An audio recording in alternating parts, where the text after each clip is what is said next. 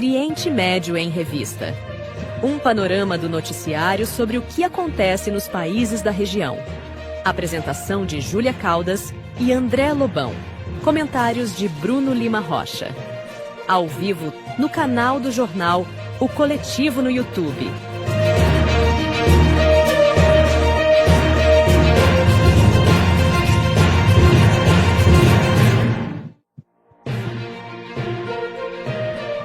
Olá, eu sou Mohamed Ali, comigo está Bruno Lima Rocha.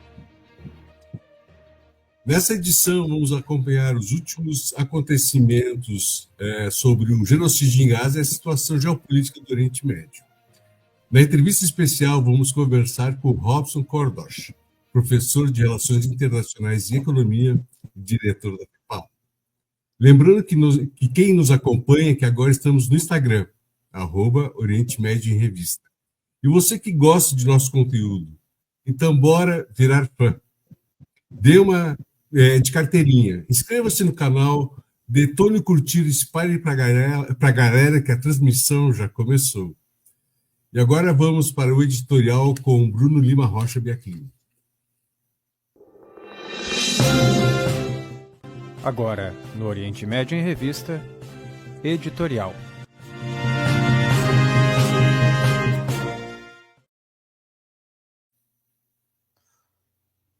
Gente, dessa vez vamos falar um pouco do Cone Sul. O chanceler israelense Gideon Sa'ar está em gira por nossos países do sul da América Latina. No dia 24 de novembro, segunda-feira, esteve presente no Congresso Nacional do Paraguai, onde fez uma reunião bicameral. Também a recepção foi de primeiríssimo nível, haja vista as relações umbilicais do setor do Partido Colorado que governa o Paraguai e o Estado sionista, ou entidade sionista. Na sequência, antes de ir para o Legislativo, o chanceler colonial esteve reunido presencialmente com Santiago Peña, presidente do Paraguai, e com o seu colega paraguaio, Rubem Ramírez Lescano.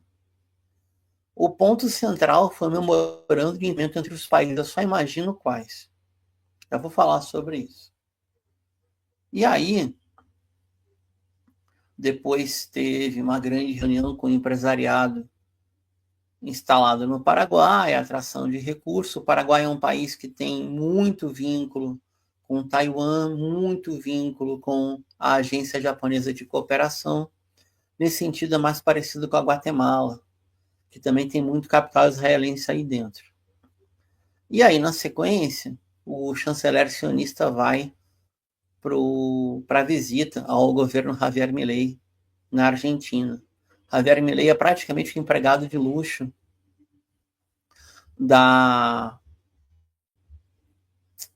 de Eduardo Elstein, que é o maior empresário do país. Ele próprio é da Betar, que é a Rede Internacional de Extrema-Direita Sionista. Ele próprio buscou até a conversão em função dos seus vínculos muito, muito, muito próximos, eu diria, com a extrema-direita sionista. Só que eu vou ficar no Paraguai. Vejam só que interessante.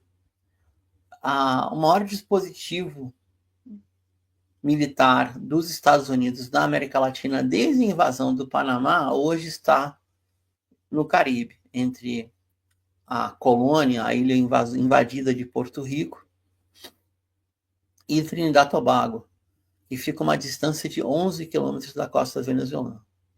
Vejam só. Qual é a alegação? Narcotráfico.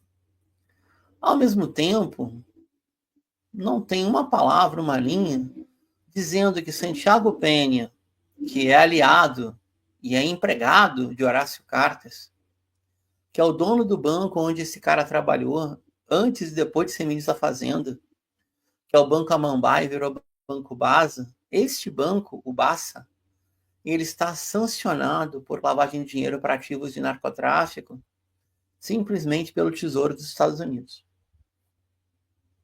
Tá bem? Desde que a sanção chegou e houve ameaça de congelamento de fundos dos depósitos externos, porque o Império tem esse poder. Aconteceu? Foi ratificada a cessão de navegação dos direitos de controle de navegação do estuário do Rio Paraná. São dois rios que se juntam, né?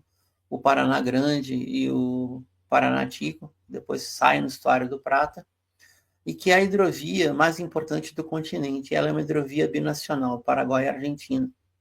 Quem é que faz a gestão de risco da hidrovia e cuida da sua viabilidade? O Corpo de Engenheiros do Comando Sul. Curioso. E quem é Horácio Cartes, o banqueiro que virou presidente? Ele é o presidente paraguaio que vem a substituir o Fernando Lugo, o padre senador que foi destituído num golpe paraguaio, um golpe que era para demorar 4 meses, como foi contra a Dilma, demorou 3 dias. 2 dias e meio, na verdade. Horácio Cartes tem 2 sócios estratégicos, adivinha quais são? Maurício Macri, ex-presidente da Argentina, e quem? O doleiro dos doleiros, que tem passaporte paraguaio, brasileiro ou israelense. Quem eu estou falando? Darinho Messi. Curiosidade, né? Coincidência. Então, o chanceler do Estado sionista vem visitar o Paraguai sob o governo de Santiago Peña. Quando o governo era de Mário Abdo Benítez, ou Marito, de origem árabe, parte de mãe, e pelo menos um pouco de vergonha na cara, não tem, mas alguma tem, não deu sequência na aventura de transferir a embaixada paraguaia para Jerusalém ocupada, para Al-Quds ocupada, e teve uma distância razoável da presença sionista no Paraguai, que não é pequena, tá? Não é pequena. Resumo da história. O chanceler passeia em berço esplêndido com governos títeres dos Estados Unidos, ambos por ameaça. Talvez o de Milei por convicção, mas também por ameaça. O próprio Milei disse, antes da eleição legislativa de outubro de 25, que ele, disse em 2021, na verdade, foi revelado, que ele contava com problema de dinheiro e fazia consultoria para o narcotráfico argentino. Que tipo de consultoria? Evidentemente, lavagem, uso de criptoativos, investimento no recurso de ouro, buscar ativos que podem transformar-se em moeda com transferência internacional não rastreável ou pouco rastreável. E eu faço a pergunta, quem era o cabeça de chapa de Milei para a eleição legislativa, que ele acaba vencendo sem o seu cabeça de chapa, embora constasse na lista, na província de Buenos Aires, a mais importante do país? O economista e advogado José Luis Espert, que é quem? Era o procurador traficante condenado. Por quem? Pela Justiça do Texas. E a sua ministra da Segurança Interna recebeu apoio de qual empresa? Arqueus Vidal. Que recebeu apoio de quem? Do narcotráfico, de Fred Machado. E aí não tem problema, o Gideon Sara entra, sai, faz, deita, rola, e acontece. Quando martirizaram o número 2 do Hezbollah, agora recentemente, no último final de semana, esse mesmo canalha disse que o mundo é um pouco mais seguro. Qual mundo? Segurança de quem? E aí eu faço a pergunta, é uma pergunta retórica, né? Quase estúpida para acabar o editorial. Será que os agentes dos Estados Unidos que estão baseados em Ciudad del Este, lá do Paraguai, alegando vigiar uma suposta estrutura financeira do Hezbollah, composta, sim, uma estrutura de família de trabalhadores árabes, de passaporte libanês e fé xiita, ou fé shia, no Paraguai? Será que eles não sabem disso? Por fontes abertas? E essa gente que trabalha com compartimentação e fonte confidencial não sabe? Os caras sabem. É pura hipocrisia. É a mesma hipocrisia que aponta os canhões para Caracas e finge não saber que no Porto de Guayaquil que sai 70% da cocaína do mundo. Quem disse isso? A DEA, a Agência Nacional Antidrogas. Vamos para o programa Sem Hipocrisia. Bem-vindo ao nosso amigo Robson Cardoso Valdez, que é internacionalista, economista e secretário de Relações Internacionais da FEPAL. Bem-vindo. Olá. Eu quero também iniciar da nossa entrevista, mas antes, né, dizer que esse dia 25, ele é interessante, ele é muito icônico a partir de hoje, pois inicia a pena de Bolsonaro, Braga Neto, Anderson Torres, Paulo Nogueira, Augusto Heleno, Almir Garnier e o foragido Hamas. Dito isso, né, Robson Cardosh, professor de Relações Internacionais. No contexto de relações internacionais, professor, que a gente encontra um Estado acima das leis internacionais, das relações internacionais, dos acordos internacionais, né, das práticas de convívio entre os países e também não cumpre o que assina, cessar-fogo no caso, né? Como classificar Israel sobre tudo que foi aprendido e sobre tudo que você passou aos seus alunos? Boa noite, Robson. Seja bem-vindo.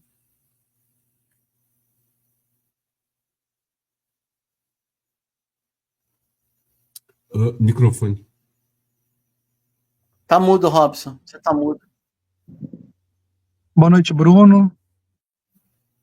Boa noite, Mohamed. E boa noite a toda a nossa audiência qualificadíssima que nos acompanha aí em todos os nossos programas.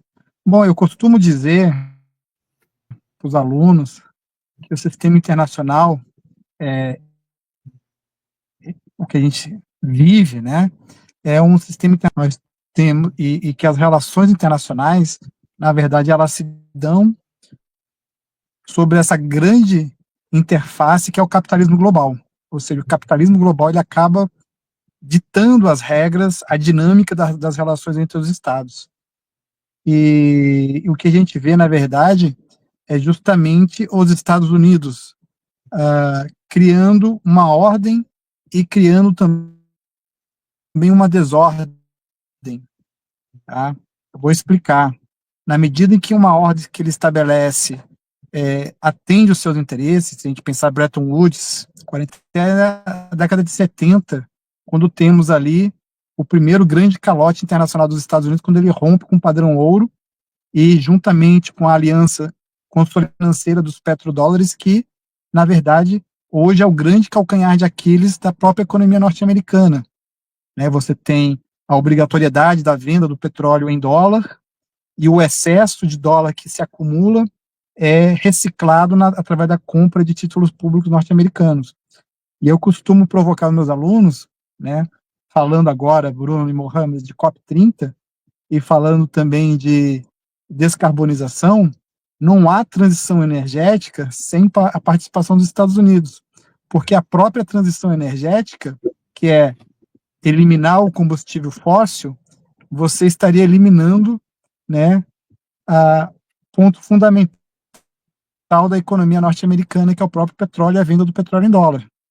Então, quando o presidente Lula e outros analistas, outros governos, presidentes se colocam a proposta de uma moeda única e se fala em desdolarização, né, a própria desdolarização ela teria mais alcance também se nós pensarmos nessa transição energética. Além de você né, diminuir o custo de transação para os países do mundo todo, não utilizando dólar, né, um custo altíssimo, né, a própria eliminação do dólar, a própria desdolarização teria um efeito colateral positivo para todos nós e muito colateral para os Estados Unidos, que é o próprio sistema de financiamento da dívida pública norte-americana. Então, eu costumo dizer que é o capitalismo global que dita essas regras. Os Estados Unidos vêm se aproveitando de uma ordem que ele restabeleceu nos anos 80 e 90, vencendo ali o conflito com a União Soviética, inaugurando, segundo os seus próprios preceitos, a própria era da globalização. Mas aí temos em 2001 um grande ponto de inflexão. Um grande ponto de inflexão que é o ataque às Torres Gêmeas. Os Estados Unidos, eles terminam muda a prioridade da sua agenda principal, que é a econômica, e passa a se pautar pela agenda do combate ao terror. E é aí, no combate ao terror, que os Estados Unidos incrementam e sofisticam a sua influência financeira para poder sancionar entidades, segundo eles próprios, terroristas, indivíduos, empresas, governos, né, impõem todo o seu poder estrutural para poder coagir os atores privados do sistema internacional a sancionar quem eles bem entenderem, né? E aí, de 2001 até os dias de hoje, e essa estrutura, ela vem se dando cada vez mais, de forma mais consolidada por parte de republicanos, né? Então, esse é o cenário que nós temos. E esse cenário desse sistema internacional,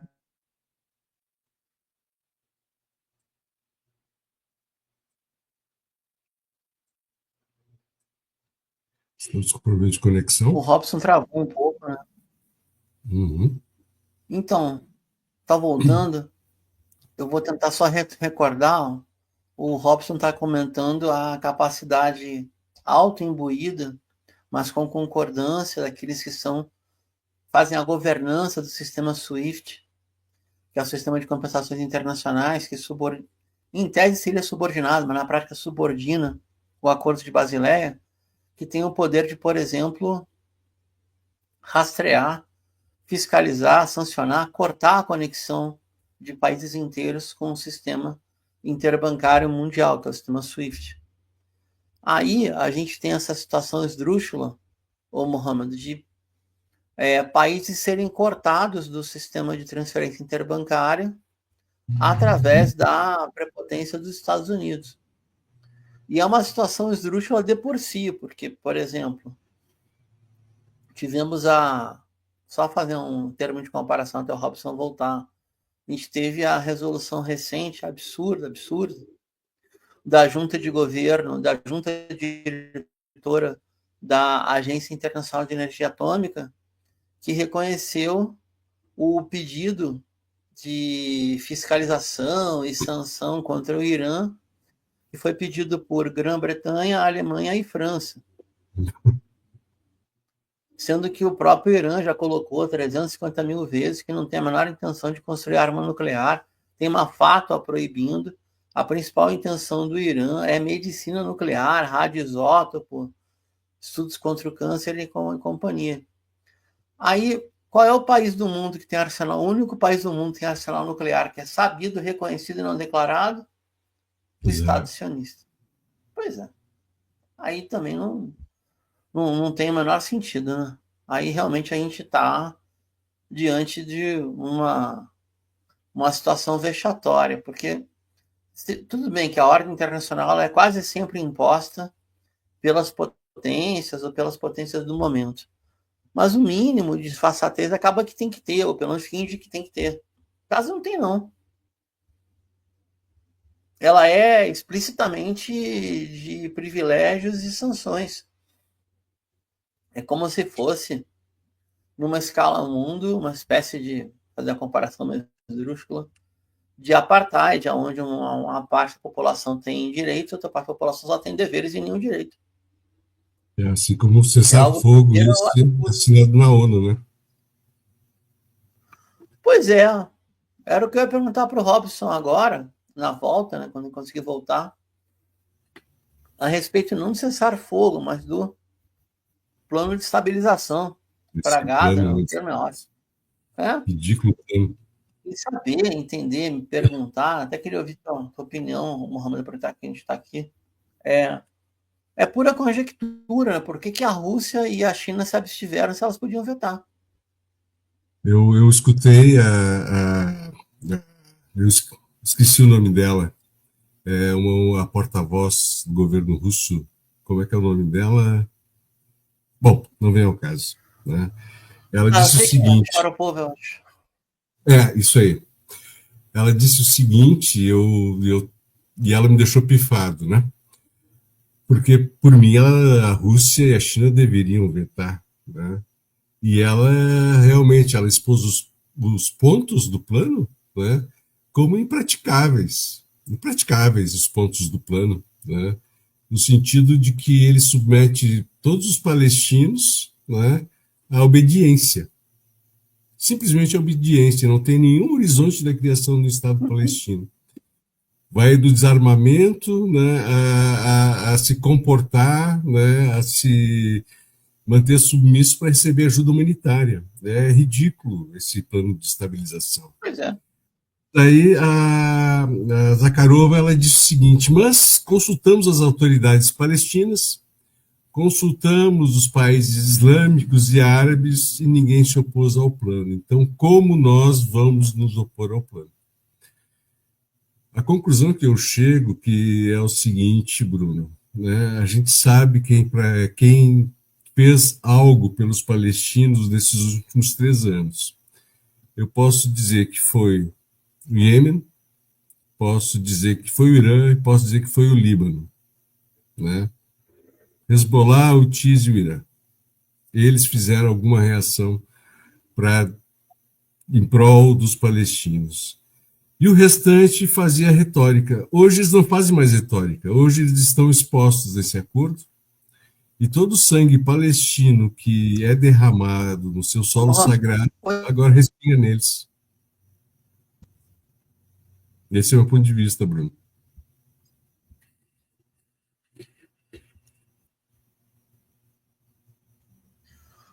Mohamed, tá travando? Você tá me ouvindo? Sim. Agora sim.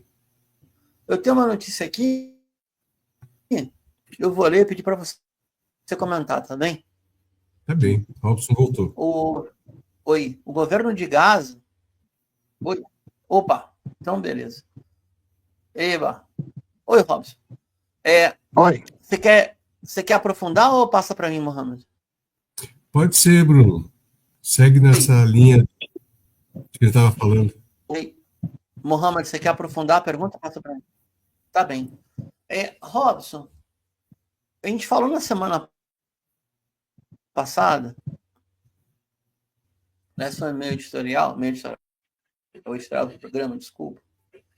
Por que? É uma pergunta especulativa, né? Por que a resolução do Comitê de Segurança das Nações Unidas, resolução apresentada pelos Estados Unidos, que é totalmente anti-palestina, a resolução, tipo, ela não fala para quando sai o Estado palestino, ela diz que vai ter uma ocupando a faixa de Gaza, não cita uma linha sobre a retirada dos militares sionistas de 57% do território ocupado, etc. Na sua avaliação, por que China e Rússia se abstiveram?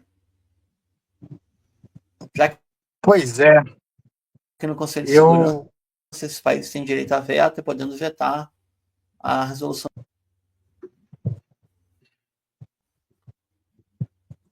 Bom, eu conversava com meus alunos que esse posicionamento da China e da Rússia no Conselho de Segurança mostra os limites do que a gente costuma dizer da multipolaridade, né? Quando se fala muito no mundo multipolar, às vezes as pessoas têm uma ideia de uma espécie de ciranda de países do sul global.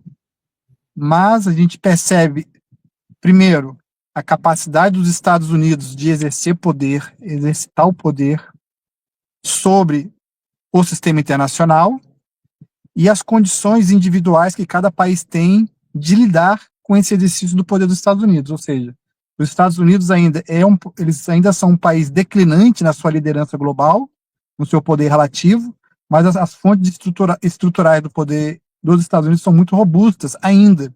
E nesse contexto da guerra da Ucrânia, em que se desenha um acordo para sacramentar a vitória russa sobre Zelensky, sobre a Europa e sobre os próprios Estados Unidos, acredito que isso possa ter pesado. No que diz respeito à China, a questão do tarifaço, e de algumas outras negociações também pode ter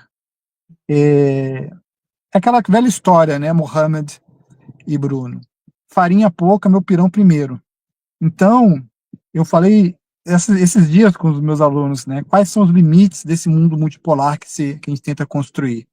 E infelizmente, a gente se depara com essa abstenção. Talvez fosse ser melhor os russos e os chineses terem votado logo com os Estados Unidos, né, que às vezes é uma coisa mais pragmática e assumir o posicionamento, ou, de repente, tentar inventar alguma desculpa qualquer que fosse.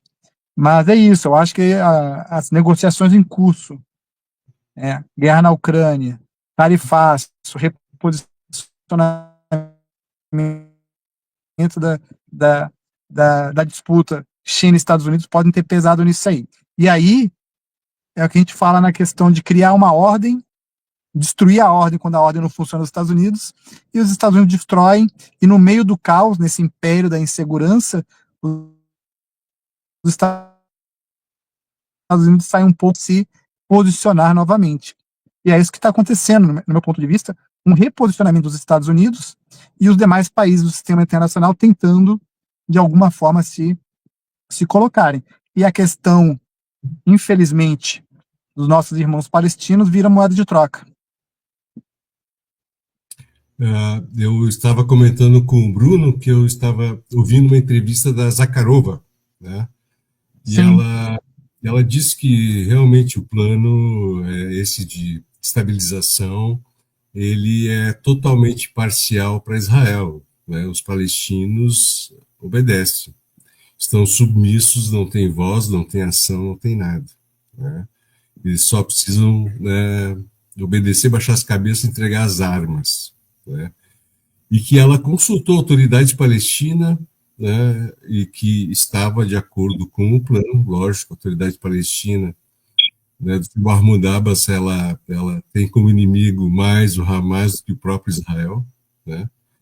E também os estados islâmicos e árabes, e todos estavam de acordo com o plano de estabilização. Então, eles, tanto China como Rússia, né, se abstiveram, mesmo eles vendo que né, que isso é a continuidade do genocídio, a continuidade do genocídio. Hoje, né, se vê que vai respingar sobre a autoridade palestina, como sempre respingou, né, sangue de inocentes palestinos, também sobre essas repúblicas islâmicas e ditaduras islâmicas e árabes. Também agora, antes eles se mantiviam às sombras, hoje, né, está explícito que o sangue de inocentes palestinos respinga sobre eles.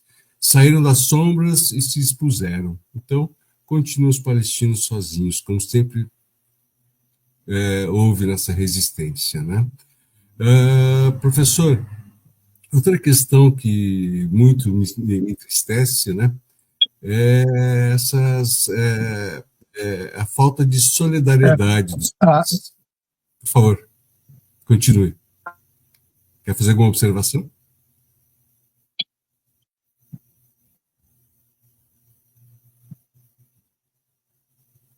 Professor? Acho que trancou novamente. Né? 17, no primeiro governo do governo Trump, ele propõe os acordos de Abraão. O Marrocos, o presidente Trump, para reconhecer o Estado de Israel, se propõe a reconhecer o Estado de Israel, desde que os Estados Unidos reconheçam a soberania do Reino do Marrocos sobre a República Saharaui.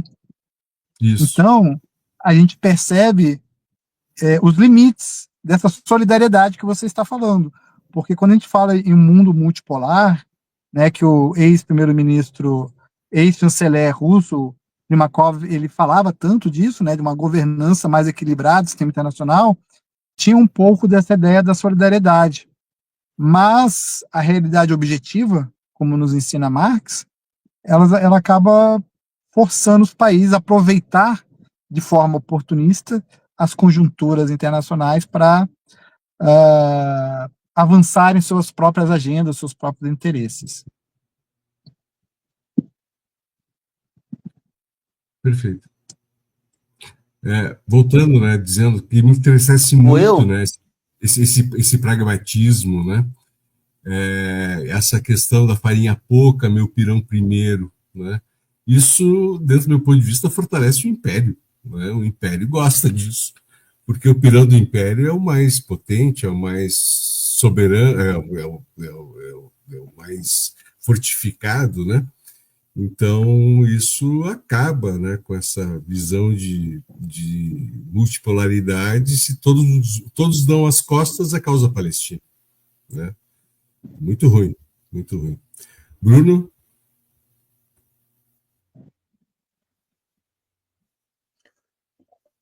Robson, eu vou aproveitar que a gente está na Coreia de hoje para uma pergunta relativa. O Irã, dentro das relações, por exemplo, Mar Cáspio, da Ásia Central, economia asiática, proximidade da economia eurasiática do espaço russo, o Irã está muito tranquilo. O Irã só se incomoda, e se incomoda muito, quando ele tem essa obrigação da República Islâmica Xiita de proteger a sua população xia, e aí tem esse elemento do eixo da resistência. Eu vou falar algo que já me passou pela cabeça. Até ouvi alguns colegas afirmarem isso, porque o Irã não entra numa guerra frontal acontecendo, até a guerra acontecendo. Mas a impressão que me dá é que a integração econômica, mesmo com as sanções, se tiver integração militar dura, como foi a da Guerra de Junho, a tendência é o desenvolvimento naquele princípio do chanceler, agora me foge o nome, Abdullahian, que caiu do helicóptero, vizinhos primeiro, e aí estendendo na malha continental, a tendência é um desenvolvimento econômico, eu diria que vai ser muito difícil ser contido. Ou seja, pela lógica, já que a República ela é uma inimiga estratégica, ou o Irã é um inimigo estratégico dos Estados Unidos, para a guerra seria quase que inevitável. E não é no longo prazo, não, é no curto prazo. Eu falo curto prazo que são do governo Trump 2, se é que ele vai ter mandato. Eu queria te ouvir, né? Pura especulação, mas olha que minha cabeça. Eu queria te ouvir, por favor. Eu acho, Bruno, que você está correto na tua especulação, mas eu acho que, conjunturalmente, eu acho que uma grande incógnita hoje é o papel da Síria, né, sob o governo al-Sharaa, o antigo al-Jolani, né, e que foi recebido semana passada, há 10 dias atrás, pelo governo Trump, né, no Salão Oval, e você já tem ali de forma muito pragmática, então o Trump ele tem essa característica, né, se a gente pensar que o al-Jolani, aos 19 anos, no ataque das Torres Gêmeas, estava celebrando o ataque das Torres Gêmeas lá no Iraque, né, e depois passou por tudo que ele passou, né, no âmbito ali da Al-Qaeda e do próprio Estado Islâmico, e depois ele consegue se consolidar e ser um dos inimigos mortais dos Estados Unidos, e hoje recebido, né, na Casa Branca, com objetivos muito claros, né, de conseguir, pelo menos, estabelecer um relacionamento, ainda que não reconheça as incursões de Israel na região, principalmente, pressionado fortemente para entregar a cidadania síria para todos os refugiados palestinos. E isso seria uma forma de diminuir a pressão na questão do retorno dos palestinos para refugiados na Síria de volta para a Palestina, né? E você também tem ali um qualquer investida é isso, junto, eu costumo dizer que essa tríade principal, Estados Unidos, Israel e Turquia, no sentido de, né, enquadrar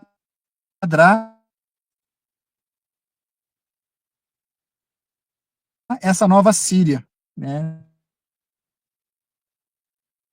dar legitimidade para o Al-Jolani governar, desde que se torne ali um governo fantoche. Eu acho que isso aí é uma ação, né, para a estabilidade do Oriente Médio, e de que forma, se isso estabilizar, a favorecer quem, né? Muito claro que os interesses ali da Turquia, de Israel, e principalmente dos Estados Unidos, e é claro, né, os países do Golfo que sonham com o extermínio ali do Hezbollah, de toda a resistência islâmica, do Hamas, enfim. Então, eu acho que o Al-Jolani, a gente tem que acompanhar de perto qual que é o papel dele, o que foi combinado ali na Casa Branca, o que ele vai conseguir ou não implementar. Porque também tem uma coisa importante, que da mesma forma que o Al-Jolani, que o governo Trump prometeu muita coisa para o Al-Jolani, no sentido de fortalecer e dar legitimidade para esse novo governo, o governo Trump, né, a gente sabe, né, Bruno, prometeu um pacote de 20 bilhões às vésperas da eleição. Dessa ajuda de 20 bilhões foi uma forma incrível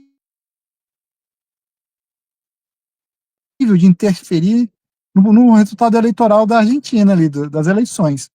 Talvez da sexta-feira passada, sabe, recusaram a fazer esse pique de 20 bilhões para o Milei, disseram que, por enquanto, na melhor hipótese de uma negociação bem sucedida, vai receber só 5 bilhões. Na palavra do governo Trump. O governo Trump vai atraindo para sua órbita, né, nenhuma de que os Zelensky, há quase 4 anos, ao território ucraniano, a Turquia e o presidente Putin só exigiu o reconhecimento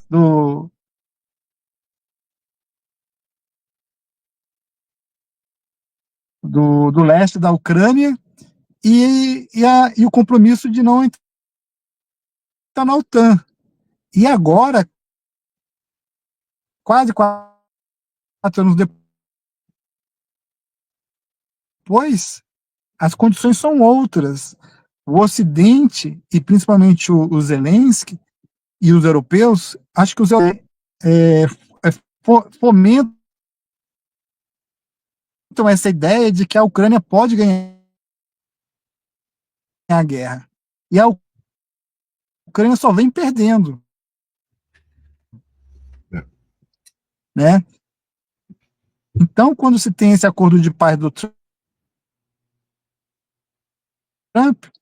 as pessoas ficam indignadas, mas é a paz do vencedor. E quem está vencendo o conflito, gostem ou não, é a Rússia. E agora os termos são outros, ou seja, a cada momento que passa, a tendência é que a Rússia exija mais da Ucrânia. Ou seja, todo mundo que confia nos Estados Unidos fica ali com um pincel na mão.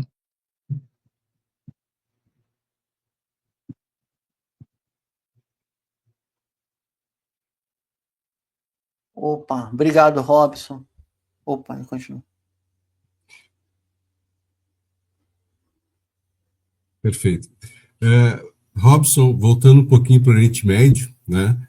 No domingo passado, Israel, com autorização dos Estados Unidos, atacou um prédio residencial de 10 andares em Haret Heik, no sul de Beirute, capital do Líbano, deixando 5 mortos, 28 feridos. A Israel ela já quebrou o cessar-fogo mais de 5.000 vezes com o Líbano. Já faz mais de um ano, né? O ataque israelense no subúrbio de Beirute essa tarde, que coincidiu com o aniversário da independência do Líbano, né?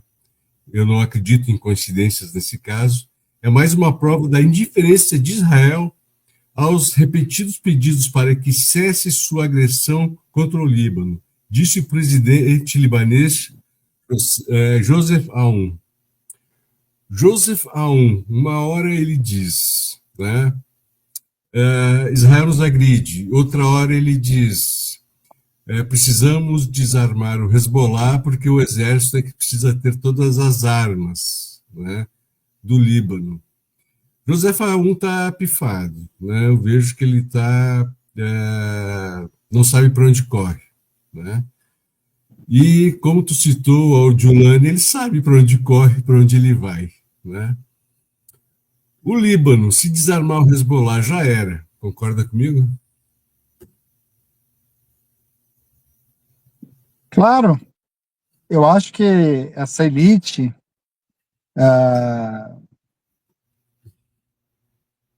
como que eu posso dizer? Essa elite que busca uma certa, que trata-se de uma elite vencida, vendida, né? Que prefere sucumbir aos desígnios do império e encontrar algum tipo de utilidade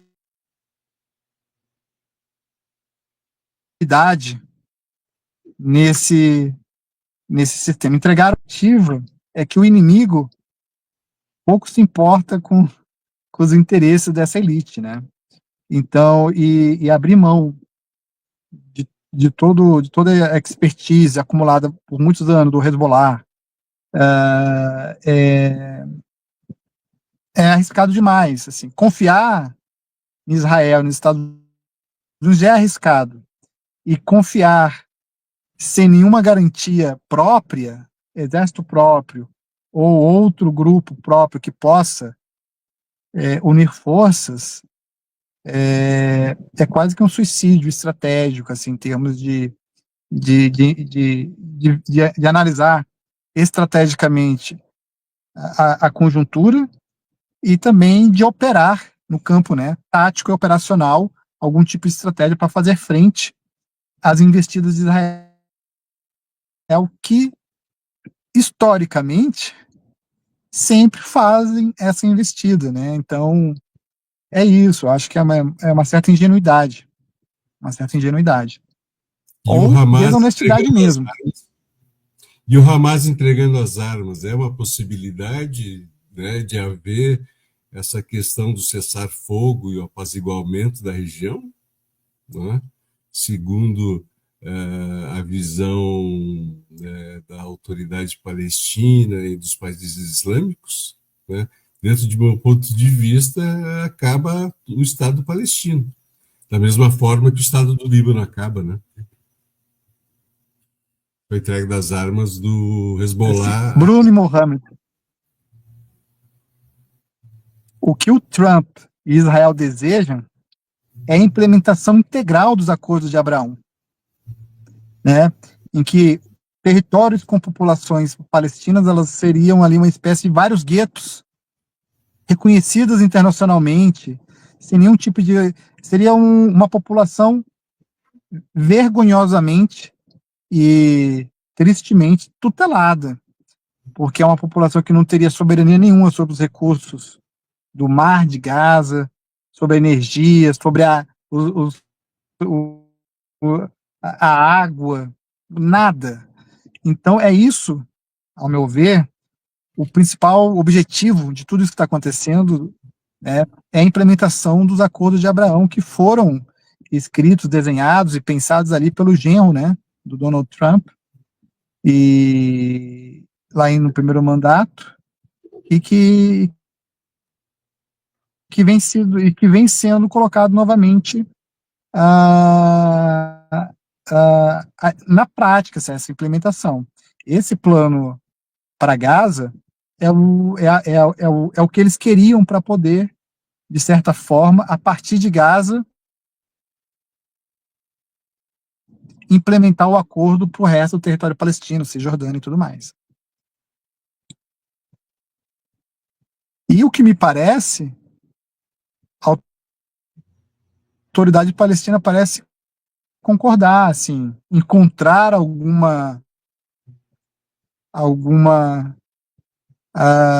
papel dentro desse desígnio do governo norte-americano, né, os acordos de Abraão.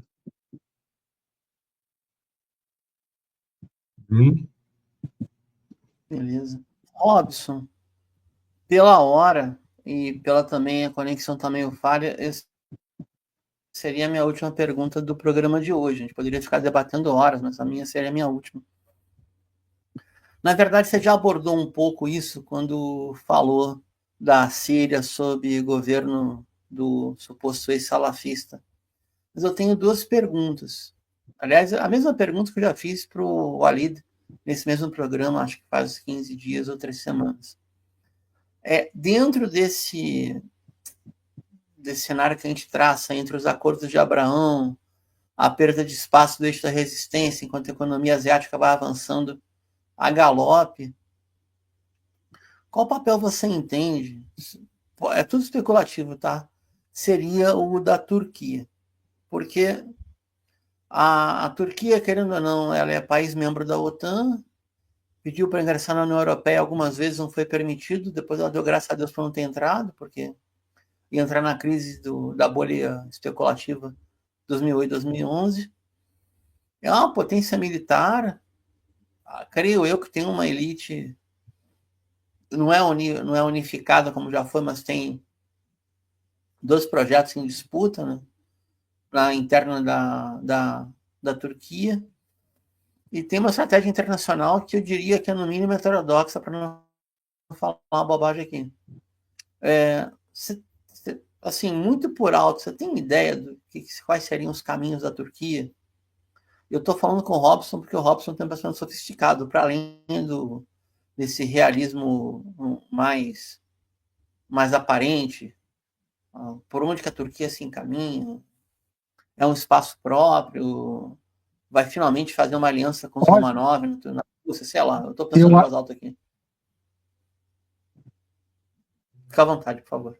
Eu acho que a Turquia, o principal objetivo da Turquia nesse contexto de desmobilização da Síria, de colapso do governo Bashar al-Assad, é efetivamente liquidar a fatura no que diz respeito aos movimentos curdos na Turquia, todos os grupos, e eles já vem conseguindo de alguma forma dentro da Turquia também desmobilizar politicamente o movimento curdo na Turquia. E aí você consegue abrir um espaço, né, para você preparar, quem sabe ali um herdeiro de Erdogan ali para o futuro próximo, consolidar um projeto desse grupo. Então, mas só que para isso, né, como todo mundo sabe, a situação da Turquia foi sempre muito problemática para os planos de Israel. E a Turquia também, nessa abordagem pragmática e unilateral de todos os atores ali da região, eu vejo ela assim se colocando, né, como eu acho que da mesma forma como o Brasil tenta se colocar como um elo entre o Ocidente e o Sul global, né, o Norte capitalista e os países do Sul global, se colocar ali como uma liderança articuladora, como um ator importante para o Ocidente. Tipo, olha para a Europa, olha para os Estados Unidos, olha, eu posso ser útil para vocês e vocês também podem ser úteis para mim, mas eu quero ter algum ganho nisso aí. né? Então, isso é muito importante, Bruno e Mohamed. Eu não sei se vocês vão lembrar, eu sempre volto para a guerra da Ucrânia, que a guerra está tudo intrincado. Isso. Mas quando os países nórdicos fizeram a adesão à OTAN, a Turquia foi o único país que foi contra. Sim. E naquele momento a Turquia passava por uma crise econômica muito forte, precisava de uma ajuda do FMI, e ela simplesmente barganhou. E conseguiu o aporte do FMI, em seguida deu a aprovação para a entrada da Finlândia, né? Então a Turquia, ela joga desse jeito, ela joga para a plateia no mundo árabe, né? A rua árabe, fala muito contra Israel, mas triangula tudo com Israel. E, infelizmente, a gente fala isso com uma certa tristeza, porque a Palestina fica, de novo, uma moeda de troca entre todos os países, assim, uma moeda de troca entre os atores palestinos, próprios palestinos, né? Então, assim, a Turquia é um país importantíssimo, uma potência militar, tem condições, assim, de se colocar como uma liderança, aquela velha disputa na região, rivalizando com o Irã e com a Arábia Saudita.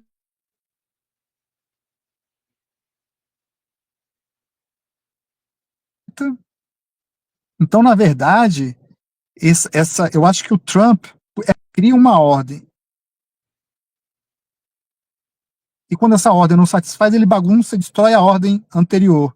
Então, nós estamos vivendo a construção de uma nova ordem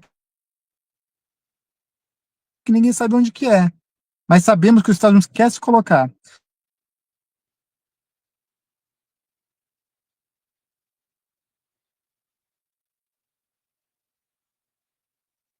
Então, nós temos sinais claros de desordem provocada pelos Estados Unidos.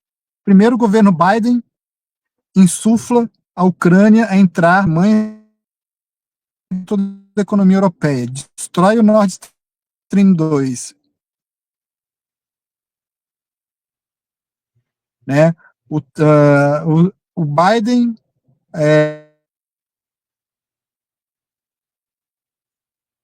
apoia, permite, financia cúmplice do genocídio em Gaza, uma desordem total no tabuleiro geoeconômico e geopolítico. Também uma outra baita de uma desordem no Mar do Caribe, e não só para buscar, eventualmente, né, alegadamente, combater o narcotráfico, mas com certeza, no plano estratégico, a ideia é aquela ideia da nova doutrina Monroe, da América para os americanos, é fazer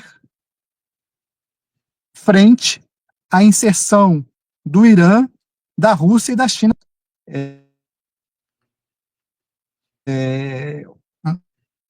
O presidente Maduro está numa situação complicadíssima. Ainda que, né, o governo Maduro é um governo muito complexas, mas eu acho que criando essa desordem, e faz todo mundo se reposicionar, Rússia e para o Irã. Olha, definitivamente, América para os americanos. Eu acho que tem...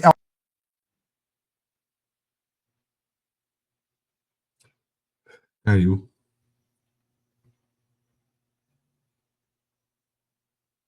Bom. Caiu. Eu acredito que a gente já está bem, Mohamed. Uhum. Eu só vou ler aqui uma Oi, por favor. rapidinha. Ele está Então, caiu. Robson, professor, aproveitando seus conhecimentos de economia, e realmente muito bem lembrado, né, essa barganha do Irã com a OTAN, né, com o empréstimo, foi excelente, né, essa lembrança. Nós temos hoje a Rota da Seda de um lado e o Acordo do Abraão de outro, né, seria a China de um lado e Estados Unidos do outro, com a sua, correto? Para a Rússia, o que é mais interessante? Para a Rússia. Para a Turquia, o que é mais interessante? A Rota da Seda ou os Acordos de Abraão funcionando? E também para as ditaduras árabes. Para a Turquia, e para as ditaduras árabes, o mais importante do que a própria Rota da Seda seria acordos de Abraão sendo implementados e o que eles chamam de IMEC, que é um corredor que liga Índia, Oriente Médio e Europa. Então, eu acho que é por isso a tanta pressa do governo Trump em equacionar o conflito em Gaza e estabelecer, de fato, um período de paz. Paz em benefício dos Estados Unidos às custas dos palestinos, obviamente. Porque se você tiver um corredor econômico a partir da Índia, passando pela Arábia Saudita, Oriente Médio, passando por Israel, Palestina, você tem ali também a oportunidade de passar pela Turquia e esse corredor já tem o apoio da União Europeia, né, tem tudo isso, e esse corredor é importantíssimo porque ele simplesmente faz frente, pelo menos nessa região do planeta, esse corredor ele faz frente à alternativa que está se consolidando, que é a própria Rota da Seda. Por isso que os Estados Unidos apoiam o IMEC, né, porque ele tem mais ingerência sobre a própria União Europeia, tem ingerência sobre a Turquia, tem um aliado importantíssimo que é Israel, tem as monarquias do Golfo Pérsico, que odeiam o Hezbollah, que querem ver todo mundo desaparecendo ali, o Hezbollah, toda a resistência. Então,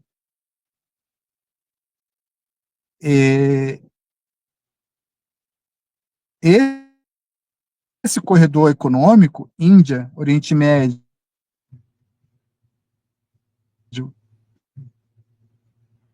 e Europa, é uma aposta dos Estados Unidos e da União Europeia para fazer frente ao projeto de infraestrutura da China, a Rota da Seda. Mas para a Turquia, o ganho econômico seria mais com a Rota da Seda, assim, né? Pensando, porque eu vejo o mapa, né? Para mim é um absurdo passar por Israel esse corredor, né? É muito mais fácil Índia, Arábia Saudita e sobe para a Turquia e chega na Europa, né? A não ser que queiram escoar pelo Mediterrâneo, porque daí já não chega na Turquia. Aí a Rota da Seda é melhor, né? Acredito. Sim,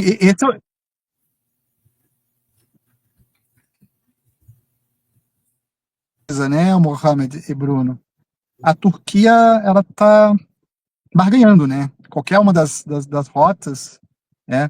E a que chegar primeiro, né? A que chegar primeiro, ela embarca.